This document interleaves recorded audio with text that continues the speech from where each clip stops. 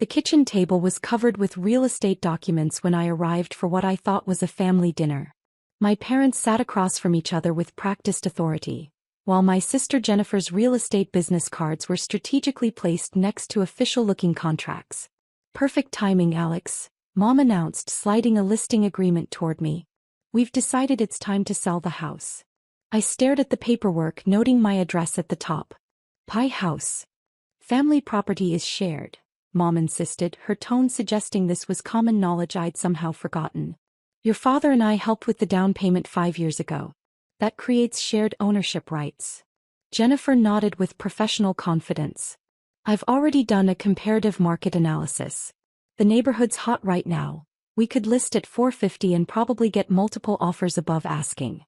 "Multiple offers on my house," I repeated slowly. Dad leaned forward with his most reasonable expression.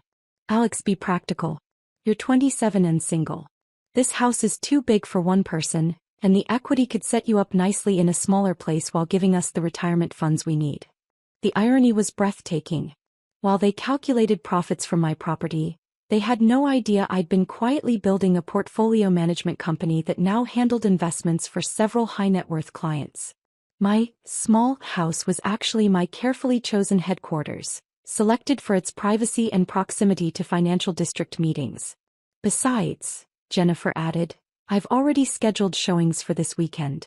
The market won't wait, and I have buyers looking in exactly this price range." I pulled out my phone ostensibly to check my calendar. In reality, I was texting my attorney. "Emergency consultation needed. Parents attempting forced property sale." "Don't be difficult about this," Mom continued. "We're not asking for anything unreasonable. Your father and I contributed $15,000 toward your down payment. That investment entitles us to participation in any sale decisions." The $15,000 they'd contributed had actually been a loan I'd repaid with interest within 18 months.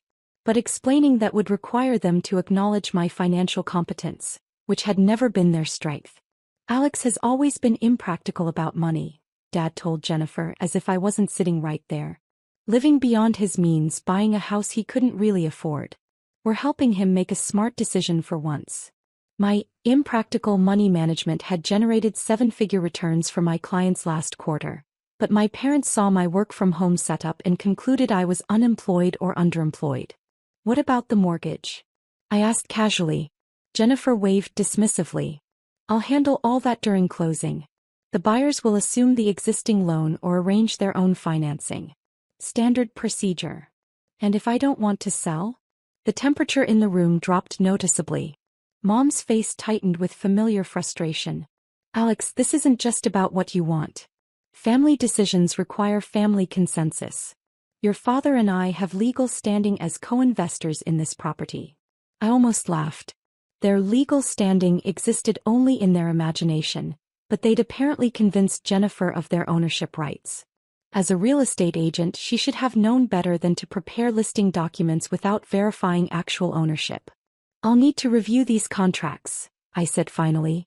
"There's nothing to review," Dad insisted. "Jennifer's handled everything properly. We just need your signature to complete the listing authorization." I stood up, leaving the papers on the table.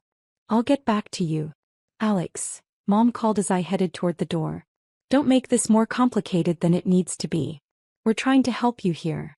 "I understand," I replied. "You're looking out for my best interests." As I drove home, I called my attorney David Martinez, who'd handled my business incorporation and property purchases. "David, I need a complete title search on my residence, plus documentation proving sole ownership. My parents think they have legal claims." "Based on what?" David asked. "A $15,000 loan they gave me 5 years ago, which I repaid in full." David's chuckle was audible. "We'll have definitive documentation by morning. This should be interesting." Saturday morning brought Jennifer to my front door with a photographer and potential buyers. She had her professional smile locked in place and a showing schedule that apparently didn't require my permission. "Hi Alex. Just here for the listing photos. The 10:30 showing is a cash buyer from California, so I need everything looking perfect." I stood in my doorway blocking entry. "I didn't authorize any listings or showings." "Mom showed me your signature on the listing agreement," Jennifer replied, though her confidence seemed slightly forced. The photographer needs to work quickly. We have 3 more showings this afternoon. Behind her, a middle-aged couple waited expectantly beside a luxury sedan. The woman was already taking notes about the exterior landscaping and neighborhood aesthetics. There's been a misunderstanding, I told the couple directly. This property isn't actually for sale. Jennifer's face went red. Alex, don't do this. These people drove 2 hours to see the house. We have a professional obligation to honor confirmed appointments. Your professional obligation is to verify ownership before scheduling showings, I replied. Did you run a title search? The question hit like a physical blow. Jennifer's mouth opened and closed wordlessly while the couple exchanged confused glances. Of course I mean Mom and Dad explained the ownership structure. Jennifer stammered. They provided all the necessary documentation about their investment in the property. What documentation? The loan papers. And the shared equity agreements. I almost felt sorry for her. What shared equity agreements, Jennifer? The couple was already walking back to their car, clearly uncomfortable with the family drama unfolding on the front lawn. Jennifer watched her commission disappear with mounting desperation. Alex, you're being unreasonable. Mom and Dad invested in this house. They have legitimate ownership stakes that need to be honored in any sale. According to who? According to real estate law.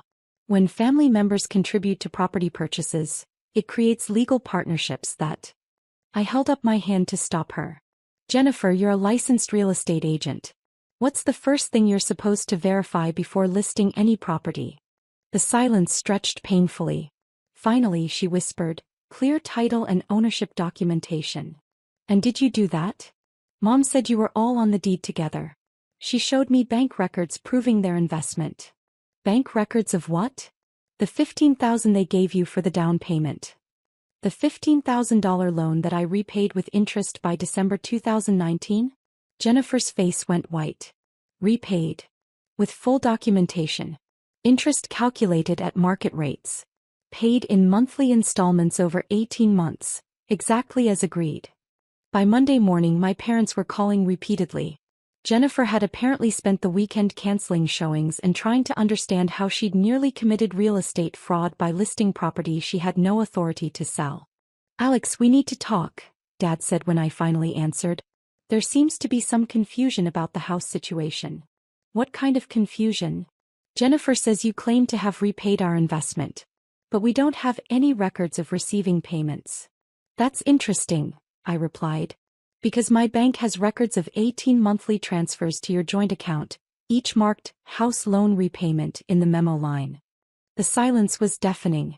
Tuesday afternoon, David Martinez called with the results of his investigation. Alex, you need to hear this immediately. I've got the title search, payment records, and something else that's going to blow your mind. What did you find? Your parents never had any legal claim to your property. The loan was properly documented and fully repaid with interest. But here's the kicker. Jennifer's real estate license is currently suspended. I sat down hard. Suspended. 3 months ago. Failure to maintain continuing education requirements and 2 complaints about misrepresenting property ownership in previous transactions. She's been operating illegally since August. The implications crashed over me like a wave. So every listing she's prepared, every showing she's scheduled. Completely unauthorized. She has no legal standing to represent any property sales. Your parents hired an unlicensed agent to sell property they don't own.